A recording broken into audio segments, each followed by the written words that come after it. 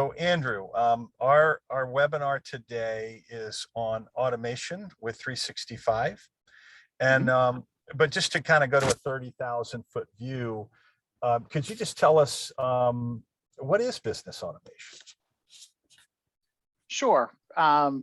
So business automation is kind of it's a huge question, right? So it probably makes people think about different things.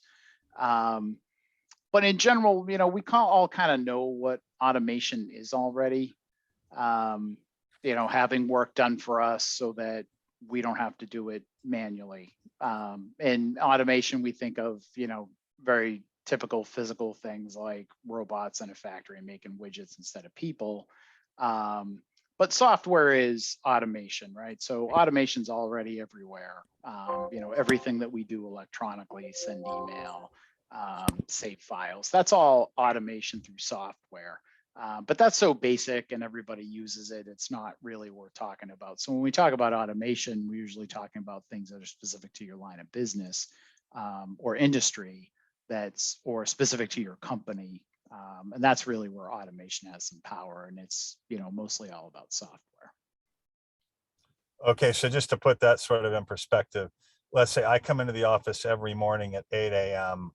I turn on the light, I go to the thermostat and I turn up the heat or I turn down the AC, and then I go start the coffee. Those are repetitive tasks. So sort of in the world of computing, these are things that if I could find a way for those to happen automatically, then that would save me that 5 minutes every morning, which equates to what, 25 minutes a week, which is, maybe an hour and a half or 2 hours a month, something like that, right? 2.5 hours a month. So is that kind of where we're going here? Yeah. That's that's a good point. Especially like you say, repetitive tasks. I have a thermostat that sets our heat every day because I couldn't be bothered. Okay, but at the same time, it saves you X number of minutes, and it's all about the time, right? I mean, that's what that's the whole reason that computers became popular, right? Is because they ultimately save time, right? So how do businesses automate? So it's worth here like a little historical perspective. So because you're already automating today, right? You buy computers, you use software. And usually what you do is beyond the very basics, you are probably buying some software that is line of business. So for us, it's IT business. For taxes or accounting, almost every business is using like QuickBooks, right? That automates a lot of stuff you have to write in ledgers. So you're typically buying some sort of software. And the whole point of that is it's an advantage for your business, right? If you run a particular business, you buy software that automates that. People spend less time doing manual tasks. They can do more with their time. And eventually the cost of the software, you exceed that in savings, and then you increase the profitability of the business. So maybe from your perspective, Bill, because you've been running an IT company for like more than 20 years, right? Maybe you can kind of lay like the foundation of, what has changed and, what's more automated over that time that you've been running a business. Well, yeah. So, and that's one of those things that's happened gradually, right? It's, if we turn the clock back 20, 25 years, if we go back into really more like 25 years back in the 1990s, when I was getting started in this, it was a very manual, labor intensive business to be in IT, to be fixing computers, to be building networks and building infrastructures, and helping businesses to migrate from manual file systems into the world of electronic or digital files and whatnot. And I had a conversation with a friend of mine on Monday. We were talking about the subject of science fiction came up, and I remarked that I used to read a lot of science fiction. And he said, well, why don't you anymore? And I said, well, mainly because we don't have floppy disks anymore, right? I hearken back to the days when we would have to very frequently reinstall the operating system on a computer, it would have what was called the blue screen or the blue screen of death, and on a server or a computer. And I would literally have to sit there. Anybody who worked on, was a tech, had to sit there for hours with a stack of floppy disks. It might be for the Windows operating system, it might have been 20 or 25 disks. For the server operating system, it might have been more like 30. And you would have to sit there and, it would say insert disk one, and you would put in disk one. And, 5 minutes later, 10 minutes later, it would ask you for disk two. And so I always had a science fiction novel in my pocket, because I would read. I mean, I had to do something while I was sitting there. We didn't have smartphones at the time, so I couldn't, play on the smartphone. It was about something to do. So I got to read a lot more in those days. And then, a little bit of time went by, and then we got CD drives, right? So we would go to reload the operating system, and we would put one floppy disk in, and that floppy disk would then ask us for a CD. We would put that in, and then we still had to sit there for an hour or 2 hours or whatever it was to answer some prompts. But it was much more automated. And then as time went on, gradually we learned how to create what were called answer files. So we could, those prompts where it was asking us for questions like computer name and whatnot, we would actually already have those in a text file on the floppy disk, so it could read those answers, and we wouldn't have to sit there. We could actually go somewhere else and do something else, and come back 2 hours later and have that work done for us. And it's only gotten better from there. Now we're at a point where we script a lot of the install. So if I have a new computer for somebody, then you're going and running an executable that's then downloading files from the internet or from the cloud, and installing things with certain parameters already set, so that's all set up for the user. Well, in any industry, that's the case anymore. And you mentioned accounting, so I think accounting's a good example. They were really the first to adopt into the new, into technology, right, into modern day personal computing and whatnot. It's just, I mean, if you get down to the basics, it's about math, right? So it all started in the accounting departments at various companies and CPA firms, and there's a lot of automation that is built into that, and there's more coming. And not to drag this out, but one of the things we're talking about, automation as opposed to robotics or artificial intelligence. And there is some artificial intelligence or AI that's sort of creeping in there.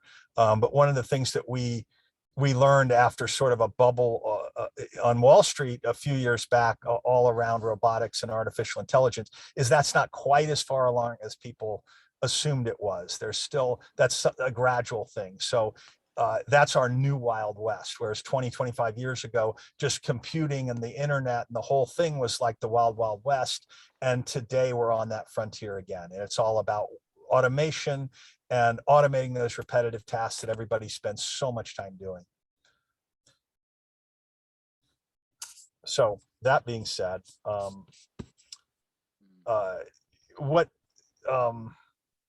what's new, from your perspective? What's changed, and what do we want to talk about today? Yep. So what I want to talk about, and I kind of have my own term for it, I call it general automation. So there used to be two different ways to automate, which is you buy software or you pay somebody to write software, and paying somebody to write software to run your business is exceedingly expensive and cost prohibitive. And that's why buying off the shelf software has been pretty useful. But there's a difference to general automation, with industry standard software, especially where one software vendor becomes dominant. Like, say you're doing property management and you use the software that just about everybody uses to do property management. Automation of that software doesn't end up being a competitive advantage, because when all your competitors use it, then you're all taking advantage of the same automation. And the new thing that's come along there's a lot of it in Office 365 is general automation, where you don't have to code an application or build custom software. It's platforms that can do custom things for you. without needing to get into the nuts and bolts. And that's really what we're talking about, what we're excited about with Office 365, or really what's on the Microsoft Cloud platform, is making automation that is specific to you, your business, how you work with your customers, the very particular workflows that you have. Because I think we all know about line of business software, that we have to do it the way the software wants, not the way we want to do it, because that's the trade-off you make. But with general automation, this is now where you can make things that are specific to your business, and that can be a competitive advantage, because now you're automating something the way you do it, and also nobody else does it the way you do. Right, right. So to get more specific, because we're really here a Microsoft 365 shop, and we've really seen Microsoft step up their game in recent years, particularly since the pandemic started, in terms of innovating, in terms of bringing along products like Microsoft Teams. Really unprecedented given their history of sort of slow, clunky implementation, and then eventually they finally get it right. But today, I know I'm kind of excited about some of the things I see there, but maybe you can put more of a spin on that and tell us, where does Office 365 or Microsoft 365 fit in with this workflow automation? Yep. So Microsoft has spent many years building tools and services for automation. Some of the things that I'll show you today have actually existed for 10, 15, maybe 20 years. But what they've done recently, especially with the move to the cloud, that happened at some point, and we all use Office 365 now. They put all of their automation tools under an umbrella. It's important for them to be all in one place, that they call Power Automate. Like any of their services, there are licensing and costs involved. It's a complex set of tools that does do a lot of things. So, we don't want to get too far into the weeds. But the cool thing is that a lot of the functions, they're just kind of giving away with the Office 365 licenses that customers are already buying. So some of the things you can start using today, and I'll show you some of those. So it's something that's easy to get started with. You're already on the platform. So it's a significant advantage over, there are other ways to automate and do custom automation, but those are always going to be another third platform that you have to interface. What's really cool about Office 365 and Microsoft Cloud is that it's rather built in. And I'm not going to, it would be too much to do an overview of everything the automation does. But I'm going to focus on some simple examples today, and I'm going to focus on 3 things that are useful and interesting in Power Automate, and that's forms, approvals, and flow. And I'll explain what those tools are and what they do along the way as I show you some examples. Okay. Does that sound good, Bill, before I share my screen and show some examples? I'd really like to see some examples. I think everybody would. This is the exciting part, yep. Right? Yeah. And I find too that it's one of those things, until you know what kind of things it can do, it doesn't really make a lot of sense. Well, and I, for one, am looking forward to having Microsoft make my coffee every morning instead of me having to take it. Yeah. There might be a flow for that, Bill. Good. All right, so I got some examples up of things that I can show you, but I'm actually just in Flow. So if I go to Microsoft and log in Office 365, I can go to Power Automate, which, because Flow has just kind of played into that, that's the name. But if you go to flowmicrosoft.com and you have an Office 365 account, you're going to log right into a page here. And you may not know how to use everything over here, but there are some basic things that are right there on the front page. So anybody watching this can do this. So they put some examples here.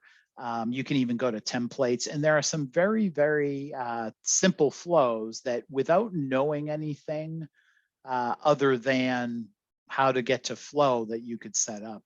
And one that has been very useful to me, and it's not this Outlook.com one, but I will search for attachments here.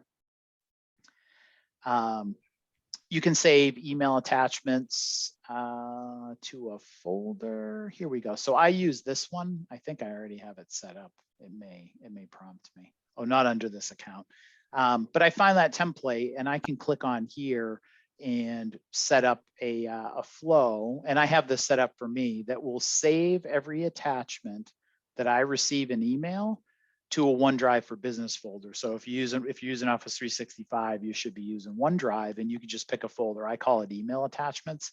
And I say, and it saves every attachment that I receive in email to a folder in my OneDrive for Business. So when I'm looking for an attachment that somebody sent me, I can just search through the files.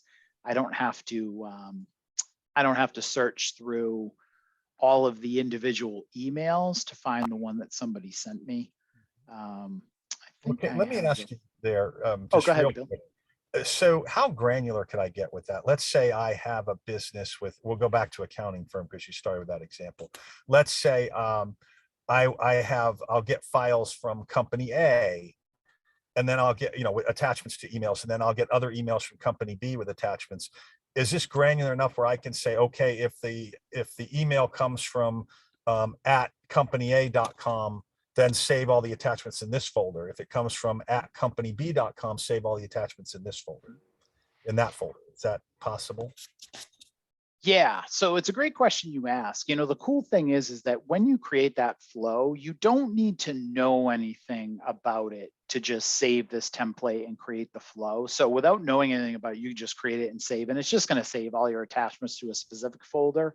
But what's really happening, and I don't intend to get into the weeds of how these flows work, other than you can see this flow, you can see it's customizable, and you can see that it's not written in code.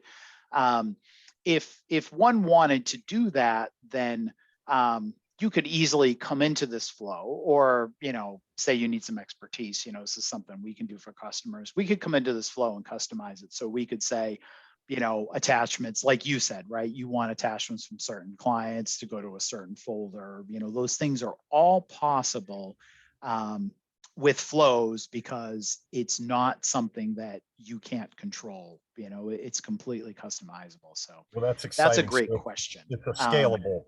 Yeah. So Yeah, that's, yeah, as I yeah. grow And my it's, business and I add clients, I can just go in here and add another condition and, yep, another part of yep. that flow, right? And this Yeah, is not yeah. rocket science, right? This is not, I don't have to go back to college for 4 years to figure this out. No, I mean, it really depends on your level of comfortableness with technical things. So it's one of those things. It's easy to get started, and basic things like, hey, let me save this template to save all my email attachments to a folder. That you can just click and do that. Getting into the weeds of like, okay, we want to customize it. That's where we find customers are needing help from us, and that's what we're here to do. Okay. We can help with the automations. The other example, and I know you were really fond of this one, Bill, was the Twitter mention. So that was another one we thought was pretty cool, that you can email yourself when tweets contain a keyword, your company. You can even post into Teams when a tweet matches a specific hashtag, a hashtag.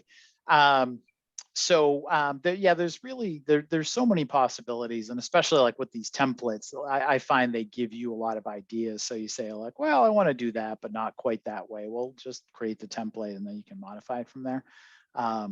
So there's a lot of cool things, and the mentioning the integration with Teams, which in the next couple examples that I'll show you, where we kind of add something to it, I think is really useful. We've been talking about so far is just some templates, but what's actually happening is that this is the part that's called the flow. So the flow is the thing. When I click in here and you see the all the steps, like that is the essence of what a flow is. So a flow is like, if this, do that, then this, right? So you can put together, like a flow chart basically of what automation you want. And then the two things that we kind of add to that, which, again, we think are super useful, are forms and approvals. So forms is something that has existed forever in Microsoft SharePoint. So putting forms into Power Automate is, kind of putting something they already had and they've been developing for some time. And I'll show a couple of examples that are easy enough to show because they're internal to RxIT. So there's a couple of different forms and automations we use here. So one thing, when I joined RxIT, I realized the vacation request procedure was like, ask Bill if you can go on vacation, and if you can, don't forget to put it on the vacation calendar so Bill can see who's off and who's on. And also, don't forget your vacation is coming up, which is probably a little bit easier to do. So I decided to make a process for that, because then, we started to have layers of management where different people are approving vacation. It wasn't just Ask Bill anymore. So that became, a little bit much to manage. And I thought, why don't we just automate it? So I created a form as the basis for that, and we have a form called RxIT Vacation Request. This is the edit form right here. So as I click into things, you can change. Basically, you can make a form that does anything you want. So you provide like what it is that you want somebody to answer, what the format is. So this is a date format. And then, we just have the start date, returning to work, description of what it is, vacation or personal, and then comments for your manager. And then you submit the response. And then this combined with Flow provides us a way to collect information and then do something with it. So in our Flow, what happens is you submit a request, and that's going to go to your manager. And I'll stop for a sec to show you, because one of the really powerful things, so this is a link to a flow here, and you can share this with the whole company. You can make a form that only certain people in the company have access to. You have flexibility over it. So if it was just a form that managers fill out or something, only managers have access to this form. But it's a link to a web page, and where do you keep that? One of the more useful things for us is you can add custom tabs in Teams. And so I've added our forms into our team. So if you're, All-Star is sort of our general tech team within RxIT. In addition to our chats and files, you can add tabs, and I've just added these forms as a tab. So if somebody needs to submit a vacation request, they can do that right from inside Teams. Okay, so I fill this out, and Yeah, then and I'll fill it out submit. now. What happens? I will fill it out now. So we have a flow that backs this, that takes the response and does stuff with it. So I'm going to submit a dummy vacation request. So I'm going to start on Monday, and then I'm going to be off that whole week. So I'll return the next Monday. And then any comments, if I like, I'll say, please approve. Now, normally this is going to go to Bill. He approves my vacation time. I modified the flow just temporarily so you can see what that looks like when an approval goes through. We'll see if it all happens fast enough. Let's see. So for us, we have a feedback. You can see that I submitted a request, so the person who submits it receives that. Then I should be getting an approval. It's always fun when you do stuff real time on the on a webinar. So approvals. I'm going to take a second and make two comments here. One is ahead, I love this vacation request, because I found out when I put in a vacation request, it comes to me for approval. Because you're listed as your own manager. Right. So it never gets turned down. So someone just posted a question, can this get hacked? And I thought that was worth just a brief mention. And I just, I don't want to digress down that path, but to answer this at a high level, anything can get hacked. Anything that's on the cloud can get hacked. It's a matter of layers of security. And just to, in short, the sort of very quick answer to that is it would be difficult because of the security. I mean, it's if you set this up and don't really know what you're doing, it could be easier for it to be hacked. In our case, Andrew has set this up. Andrew is an expert in IT security, and it would be shocking if this were to be hacked. It's not impossible. There's no way anybody can say, I've built something that's connected to the cloud in any kind of way. There's no way it can ever get hacked. That's just a very unrealistic statement. Anybody who says that is just out of their mind completely.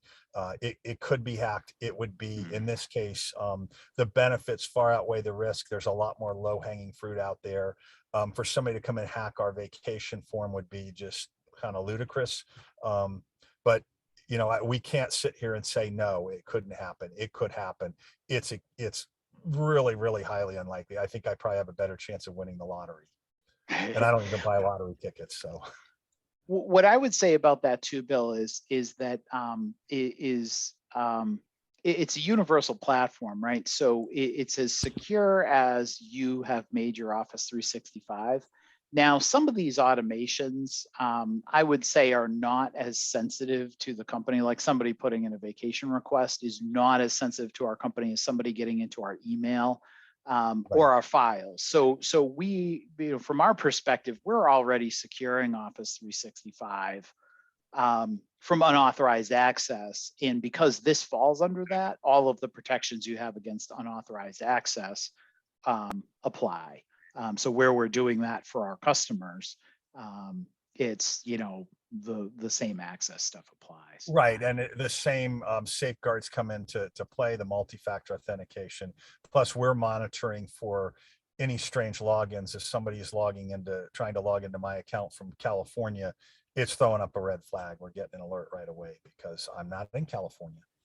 Yep. And I'll just move on and not wait and troubleshoot this. So there's a time period between when you submit the request and then it picks up like what requests are available. And normally, like if that happens in 5-10 minutes, that's no big deal. But sometimes on a webinar, if it doesn't happen fast enough. But so when you get an approval, you're going to get an email, and that's what Bill's going to get. When I request a vacation. And it used to be email only was, you get an approve button in the email, but they've added approvals to Teams, which makes things even easier. So when the request goes through, but you can see previous ones. I have a vacation request and I can actually see like, here's one that I probably filled out wrong. So it was never approved, but the corrected one was approved. But you can see the status of your approval. So if you've sent a vacation request, you could see that like, oh, it was approved or it was rejected or it hasn't been approved yet. And then on the received side, what you see is you'll see a new request pop in here. Again, you'll get an email as well. But the integration into Teams is really cool too. So this provides very easy prompts. So if you have an approval process in your company, you can just click on it and the right people get an approval. They either see it in their email and click on a button, or they like Teams and they look at their approvals and approve it. And there's a lot to approvals. You can have all kinds of approval schemes. So you can have multiple layers. You can have like send it to 3 people, whoever approves first. There's a lot of flexibility there because Microsoft built approvals 15 years ago. And then all I have to remember is once I see that it's approved, I have to go back and then put that on my calendar so I remember to go on vacation, right? No, you don't at all, because the automation takes care of that. So after the vacation is approved, if it's approved, then the automation puts it on the vacation calendar and then invites the employee to that vacation so that it puts it on their calendar. So it pretty much takes care of everything we need for vacations. Huh. And could we make it invite me on their vacation also? We could, yeah. The employee may not invite you, but so it took care of everything that you wanted, right? Which was like, you didn't want vacation requests that were approved not on the vacation calendar, Right. because obviously then you wouldn't know who's off, and you use that to approve a vacation. So if all of us request vacation for the same week of Christmas, Right. then, And from a manager perspective, it's also cool that I can go in and see very quickly how much vacation that person's had. in the calendar year. Yep. You know, so that I don't Yeah. do Yeah. something that's out of And the. this is, this is one of those things that like we didn't have a tool that offered it as a side benefit, but I know a lot of our customers do. They're like, we have a payroll system and that, does vacation. The benefit of this is really processes that you just, you don't have a tool for the way you want to work, right? If you had a certain way to do vacation requests and Paylocity, only does it one way, then you have no choice. So this stuff is great for like, things that are specific to your company. And for us, this just worked because it works all inside our system. It puts it on calendars. We see an Outlook, like it's all integrated. So that's why we like it. Okay, terrific. And I'll show you one more thing that we have internally that is a much simpler process. So I literally created this within just I think about 5 minutes. Was we were having a problem with like reminders. Like I was creating something like a license that expires in a year, and I didn't want to forget that expires in a year, because if you let it expire without renewing it, then it's painful. So I just created the reminder, and the big thing for us is like we wanted the whole team to be reminded, not the person doing the thing that expires in a year, because they could be on vacation when that comes up for renewal or something like that. So I created this quick and dirty. It was just, what is your reminder? What's the title? Put in your notes. When do you need to be reminded? And then click submit. And you can, Teams is accessible for mobile devices. So if a tech is out putting in a new firewall, knowing that firewall license expires in 3 years, they can just tap, set a reminder for whenever we should reach out to renew that. And then down the road, the whole team will get a reminder of like, hey, this firewall's coming up. Somebody needs to contact customer to renew it. This is powerful. And I'll tell you what comes to mind for me with this is I'm like constantly fighting what I call this, auto renew fever, right? You sign up for something and maybe you just want to check it out, or maybe you just need it for a short period of time. Everything you sign up for now auto renews, unless you know to go in and 30 days before or whatever and tell them not to renew it. So that's great for me to have this. When I sign up for something new, I go into the reminder and say, I don't want to renew this, or this is coming up for renewal, just so that we, in case I miss the email that they send me, right? Yeah. And that was really the genesis of it. Was, we missed a couple of things and had to scramble. So it was like, hey, we should have a reminder, right? So, it's there. Automation is there to kind of like, it solves a problem that you had in a very easy way, quickly. Okay. So I got to move you along here because we're kind of bumping up on time a little bit. We got about 6 minutes left here. Gotcha. It was a 45-minute. Yeah, that's great. I'll talk about a couple. I'll just talk about a couple examples. And I don't. It's not easy for me to show them because it's customer stuff, and I don't want to be showing off customer data. But just a couple examples of what we've done for customers.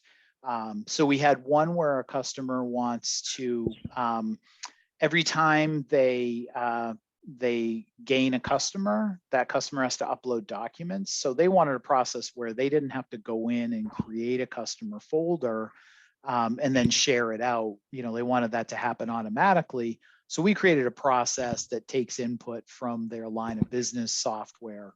We're doing it via email, but it parses the data. It looks for, okay, new customer name. This is the email address that's their contact. It creates a folder in SharePoint, which they're using for file sharing, and then it sends a sharing request out, or it sends a sharing invite out to the contact and shares the folder to them and says, hey, upload your files here. So that's been a very useful process.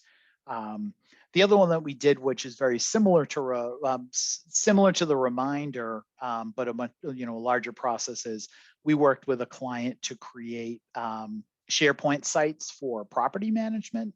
So they had a place where they could keep everything they know. So they have photos, maintenance logs, vehicle information, and maintenance scheduling, all in one site per property that they manage, so they can keep it all in one place. And then we created an automation that goes and looks at things like registration expiration for vehicles. When it gets, I think they wanted 60 days, right? It sends an alert to the people who need to know, hey, registration for this vehicle expires in 60 days, you know, somebody needs to renew it. And we did that for maintenance periods too. Very similar thing that sends out reminders to the appropriate people who need to know when these expirations are coming up, or it's time to pump the septic system, or, you know, whatever it is. So that's a couple examples of things that we've done for clients. We've done other approval processes as well, where if, you know, people need to be approved for expensive software licensing and it needs to be determined whether they need it, you can have an approval process for that. The good part for the client there is that they don't have to do anything other than, so, you know, we get a ticket because the client needs software. We put them through the approval process, the manager approves, and then we get notified back. We reach out to the user and install the software. So, you know, approval processes make things very easy for your managers. You know, they can just approve stuff and not, you know, need to receive a call or an email. Who is this? What is it for? Okay, yes, that sounds fine, right? You know, it saves a lot of time.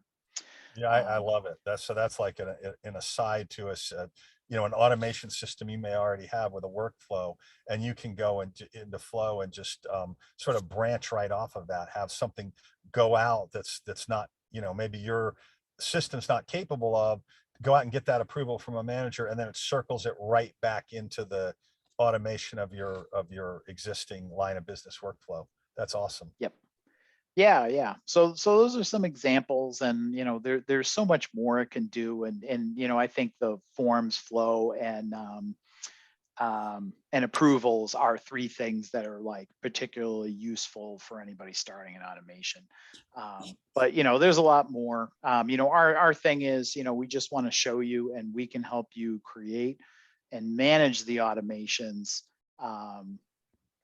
In you know, in the licensing that's needed. You know, that's what we're here for. But, you know, we'd love to see anybody who wants to use it because you know, we think it's pretty cool. Yeah, exactly. So I invite anyone who wants to learn more about this. You can reach out to me directly. My email address is bill@rx-it.com, and happy to have a conversation with you about it. Do we This have is any really more exciting stuff for questions? us.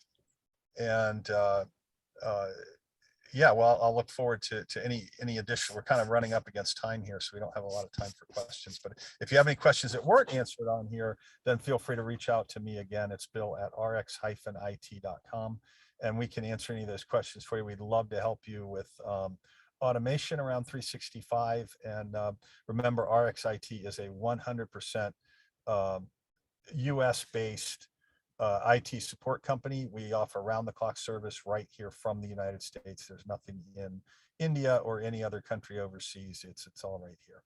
So thank you, Andrew, for joining us, and thank you, Yeah. participants, for joining us today. And again, I apologize for being a couple minutes late. That was a glitch on our part with the calendar link. Won't happen again. Right. So And I will get this, yeah, when I get the recording, I'll upload it to YouTube. So anybody who wants to watch it back can watch it back. Sounds good. All right. You guys have a great day. Thanks a lot. Hey, everyone.